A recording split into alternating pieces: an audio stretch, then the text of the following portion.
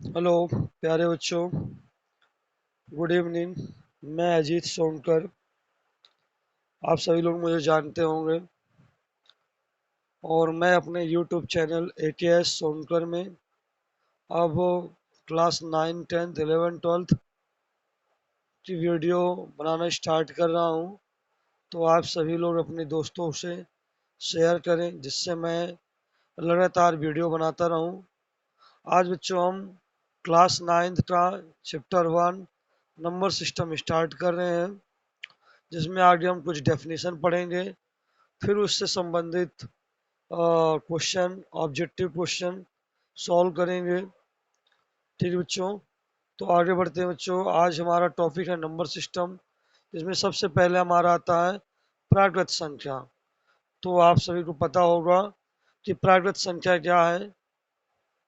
Natural number यानी संख्याएं जिनका प्रयोग गिनती के लिए करते हैं उन्हें प्राकृत संख्या करते हैं।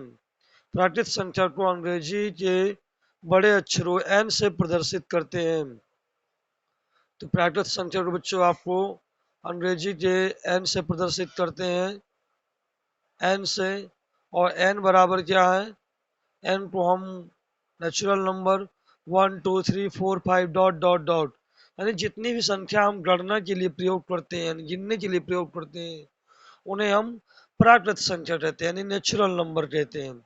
आगे बात करते हैं हाँ, आगे बात करते हैं पूर्ण संख्या, होल नंबर। होल नंबर क्या है कि प्राकृत संख्याओं और शून्य को मिलाकर, प्राकृत संख्या और शून्य को मिलाकर सभी संख्याओं को पूर्ण संख्या कहते हैं।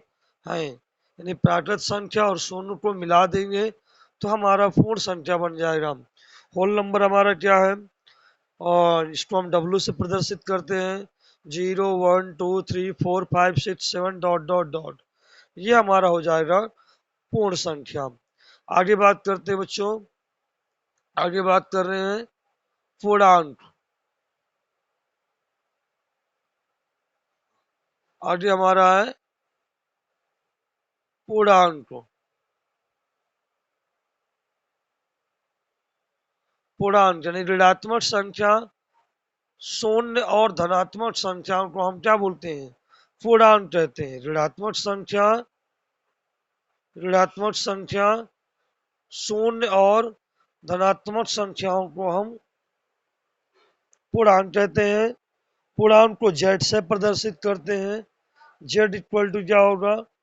इधर हमारा बाएं साइड, बाएं हाथ साइड जो नंबर लिखे हैं, यानी -3, फिर -2, फिर -1, फिर 0 1 2 3 डॉट डॉट डॉट, यानी ऋणात्मक संख्या और धनात्मक संख्याओं को हम क्या बोलते हैं? पूर्णांक कहते हैं। समझ में आ गया होगा। पहला हमने क्या पढ़ा? प्राकृत संख्या, यानी जिन संख्याओं का प्रयोग गणना के लिए यानी गिनती के लिए करते हैं उन्हें हम प्राकृत संख्या कहते हैं, नेचुरल नंबर कहते हैं। नेचुरल नंबर को एन से प्रदर्शित करते हैं। बात करते हैं पूर्ण संख्या। पूर्ण संख्या क्या है? प्राकृत संख्या और शून्य को मिलाकर सभी संख्याओं को पूर्ण संख्या कहते हैं। पूर्ण संख्या को हम डब्ल्यू से प्रदर्शित करते हैं। डब्ल्यू इक्वल टू क्या होगा? 0 1 2 3 4 डॉट डॉट डॉट। इसके बाद करते हैं पूर्णांक, यानी ऋणात्मक संख्या, शून्य और धनात्मक संख्याओं को हम पूर्णांक कहते हैं। पूर्णांक को जेड से प्रदर्शित करते हैं, यानी -3, -2, -1, 0 1 2 3, यानी सभी बाएं साइड और हमारे दाएं साइड जितने नंबर होंगे धनात्मक और ऋणात्मक, इन सभी संख्याओं को हम क्या बोलते हैं? पूर्णांक कहते हैं। चलिए आगे बढ़ते हैं। परिमेय संख्या। परिमेय संख्या हमारा क्या है कि जिन संख्याओं को हम p बटे q के रूप में लिख सकते हैं उन्हें परिमेय संख्या कहते हैं। परिमेय संख्या को q से प्रदर्शित करते हैं। q बराबर क्या है? p बटा q, जहाँ p q क्या है? पूर्णांक है। परिमेय संख्या को हम रैशनल बोलते हैं, रैशनल नंबर। यानी परिमेय संख्या को हम p बटे q के रूप में लिख सकते हैं। q बराबर p बटे q, q बराबर p बटे q। जहाँ पी क्यू क्या पूर्णांक है और क्यू क्या नहीं हो सकता, क्यू 0 के बराबर नहीं हो सकता। क्यू क्या होगा हमारा 0 के बराबर नहीं हो सकता। तो जैसे हमारा 3/2 हमारा परिमेय संख्या हुआ, 4/3 हमारा परिमेय संख्या हो गया, माइनस का 1/2 हमारा परिमेय संख्या हो गया, 0/2 यानी हमारा 0 ही आएगा। तो शून्य भी हमारा एक परिमेय संख्या है, पर बटे में क्या नहीं होना चाहिए, शून्य नहीं होना चाहिए। 1/0 इसका मतलब क्या क्या, 0 8 से विभाजित होगा। तो कहने का मतलब क्या है, जैसे 4/2 लिखा है तो हम इसको 2 लिख देंगे, यानी 2 की पहाड़े में 4 2 बार में आता है। और 8/4 यानी 4 दूना 8। तो ऐसे बताइए क्या 0 के पहाड़े में 2 कितने बार में आएगा। तो ये क्या हो जाएगा, अपरिभाषित है, इसको हम परिभाषित नहीं कर सकते हैं। अपरिभाषित है ये, इसको हम परिभाषित नहीं कर सकते हैं। इसीलिए मैं बोला गया है कि जिन संख्याओं को p/q के रूप में लिख सके उन्हें हम परिमेय संख्या कहते हैं। जहाँ p q क्या है, पूर्णांक है, और q आपका 0 नहीं हो सकता। ठीक है, आगे बात कर रहे हैं अपरिमेय संख्याओं के बारे में। अपरिमेय संख्या क्या है, जिन संख्याओं को हम p/q के रूप में नहीं लिख सकते हैं उन्हें हम अपरिमेय संख्या कहते हैं। जैसे √2, √3, √5, √6, ये सब हमारी अपरिमेय संख्या है। √4 हमारा अपरिमेय संख्या नहीं है, क्योंकि ये रूट के बाहर आ जाएगा, गुणनखंड करेंगे 2 गुणे 2, तो इसकी वैल्यू हमारी 2 आ जाएगी, यानी पूर्ण वर्ग संख्या है।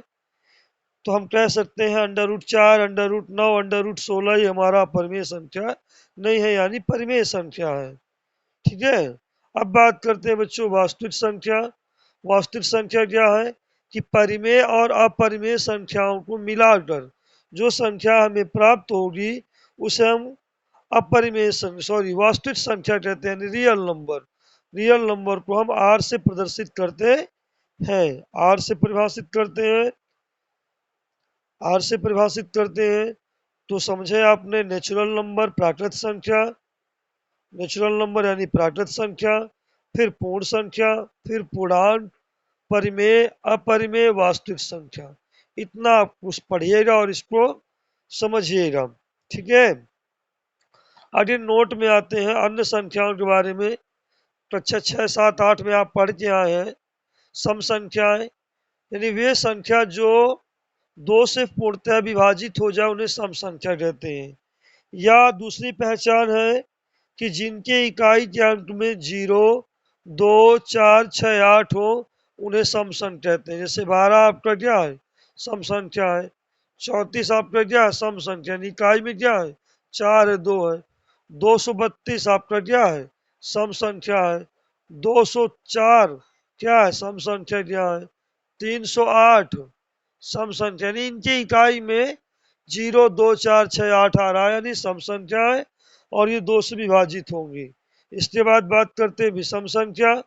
विषम संख्या क्या है, जो संख्या 2 से पूर्णतः विभाजित ना हो उन्हें विषम संख्या कहते हैं। यह कह सकते हैं कि जिन जिन संख्याओं की इकाई के अंक में 1, 3, 5, 7, 9 हो, यानी जिन संख्याओं के, ये हटा दीजिए, जिन संख्याओं के इकाई के अंक में 1, 3, 5, 7 हो उन्हें हम विषम संख्या कहते हैं। जैसे हमारा 23 विषम संख्या है, 207 विषम संख्या है। ठीक है, तो सम विषम आप पहले से जानते हैं और विषम संख्या 2 से विभाजित नहीं होती है। बात करते हैं अभाज्य संख्या, तो यानी जो संख्या 1 और स्वयं से विभाजित हो उन्हें हम अभाज्य संख्या कहते हैं।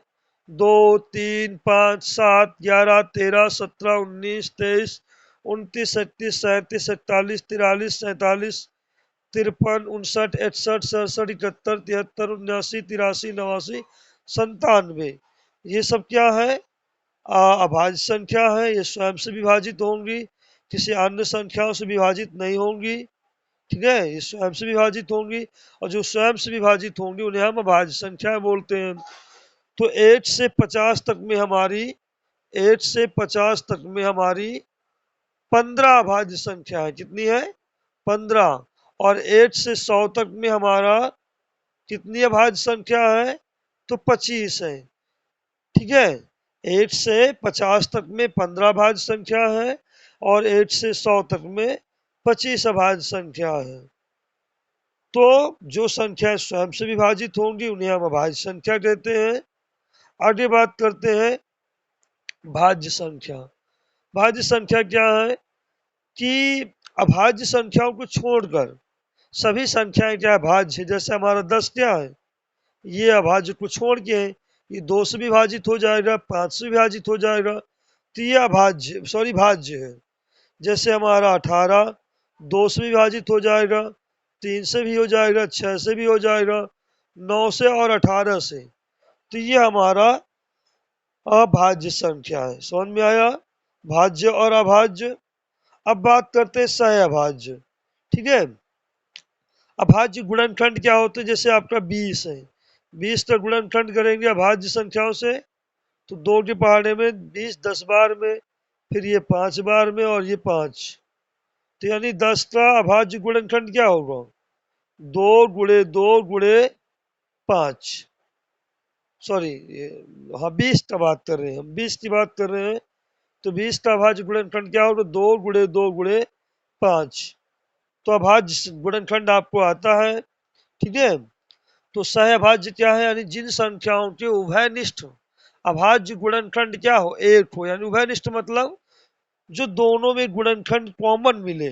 जैसे 2 का गुणनखंड करें कितना आएगा? 2 गुणे 1, और 5 का करें तो 5 और 1, तो इनमें एक के अतिरिक्त कोई अन्य गुणनखंड नहीं मिल रहा है। हमने परिभाषा क्या लिखी है कि अभाज्य संख्या ऐसी दो संख्याएं जिनमें उभयनिष्ठ अभाज्य गुणनखंड में एक के अतिरिक्त संख्या ना हो, उन्हें हम सहअभाज्य कहते हैं। जैसे हम 7 और 12 लिखे हैं, 7 के गुणनखंड में कितना आ जाएगा? 7 गुणे 1, और 12 का 2 दूना 4, 4 तिया 12 और 1, तो इनमें एक के अतिरिक्त कोई अन्य संख्या नहीं मिल रही है, इसलिए इनको हम क्या बोलेंगे? सहअभाज्य बोलेंगे। ठीक है, सहअभाज्य संख्या। चलिए आगे बढ़ते हैं, समझते हैं। आपने नेचुरल नंबर पढ़ा, यानी जो प्राकृत संख्या 1 2 3 dot dot dot, whole number पढ़ा 0 1 2 3 डॉट डॉट डॉट, ये आपका होल नंबर हुआ।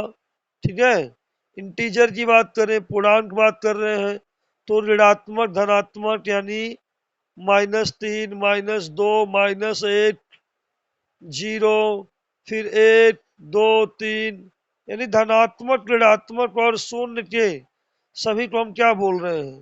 पूर्णांक बोल रहे हैं। ठीक है, परिमेय संख्या क्या है? जिन संख्याओं को हम p बटे q के रूप में लिख सकते हैं उन्हें हम क्या बोलते हैं? परिमेय संख्या बोलते हैं। p बटे q के रूप में यानी भिन्न के रूप में 3/2 या -3/2 या -1। ठीक है, जैसे हम 5 को भी हम परिमेय संख्या बोल सकते हैं। 5/1 का मान क्या होगा? 5 ही तो होगा। तो ये भी आपका क्या है? परिमेय संख्या ही है। क्या है? ये आपका परिमेय संख्या ही है। अब बात करते हैं, जैसे हमने अपरिमेय बताया, √2, √3, √5, √7, ये सब हमारी क्या है? अपरिमेय संख्या है। तो आज हमने क्या पढ़ा? नंबर सिस्टम यानी वास्तविक संख्या। वास्तविक संख्या क्या बच्चा? कि परिमेय और अपरिमेय दोनों को मिला के, परिमेय और अपरिमेय दोनों को हम क्या बोल सकते हैं? वास्तविक संख्या कह सकते हैं। जैसे एक बाबा के 2 पुत्र हैं, परिमेय और अपरिमेय। परिमेय भी वास्तविक है और अपरिमेय भी वास्तविक है। तो अपरिमेय वास्तविक संख्या को हम रियल नंबर बोलते हैं, परिमेय को हम रेशनल नंबर बोलते हैं, अपरिमेय को इरेशनल यानी टी से प्रदर्शित करते हैं। तो रेशनल, इरेशनल, और ये क्या है? रियल नंबर है। और आपका यानी वास्तविक संख्या, फिर परिमेय, और इधर अपरिमेय। अपरिमेय के अंतर्गत आपका क्या आ जाता है? पूर्णांक भी होता है, पूर्ण भी होता है, और प्राकृत, ये सब क्या है? प्राकृत संख्या परिमेय है, पूर्ण संख्या भी परिमेय है, पूर्णांक भी क्या है? परिमेय है। यानी इन सबका बड़ा वाला क्या परिमेय है, अपरिमेय अपरिमेय ही है। तो यानी हम क्या समझे कि वास्तविक संख्या परिमेय और अपरिमेय, और परिमेय के अंतर्गत आता है प्राकृत संख्या, पूर्ण, पूर्णांक। प्राकृत संख्या पूर्ण और पूर्णांक, जैसे आपका नेचुरल नंबर, नेचुरल से आपका होल नंबर, होल नंबर से आपका फिर इंटीजर, और इंटीजर से बड़ा वाला आपका परिमेय। तो नेचुरल क्या है? होल भी है, यानी सभी नेचुरल होल है, पर होल नेचुरल नहीं है। होल आपका इंटीजर है, होल क्या आपका? होल आपका इंटीजर है, पर इंटीजर होल नहीं है, सभी इंटीजर होल नहीं है। यानी नेचुरल क्या आपका? नेचुरल नंबर आपका होल हो सकता है, पर होल नेचुरल, सभी होल नेचुरल नहीं हो सकता। सभी होल इंटीजर हो सकता है, पर सभी इंटीजर होल नहीं हो सकता। इसी प्रकार सभी परिमेय क्या है? सभी रेशनल नंबर इंटीजर हो सकते हैं। ठीक है, तो कहने का मतलब नेचुरल सबसे छोटा, उससे बड़ा होल, होल से बड़ा इंटीजर, इंटीजर से बड़ा परिमेय, और परिमेय से बड़ा क्या है? वास्तविक संख्या। तो आपने जाना natural number, whole number, integer, और रेशनल नंबर, रियल नंबर, और उधर क्या जाता है? Irrational number. तो बच्चों आज हमने आपसे चर्चा की पूरा नंबर सिस्टम, समझ रहे होंगे आप। चलिए, तो इसको आप अच्छे से पढ़िएगा और समझिएगा। आगे हम फिर ऐसे वीडियो अपलोड करते रहेंगे। धन्यवाद।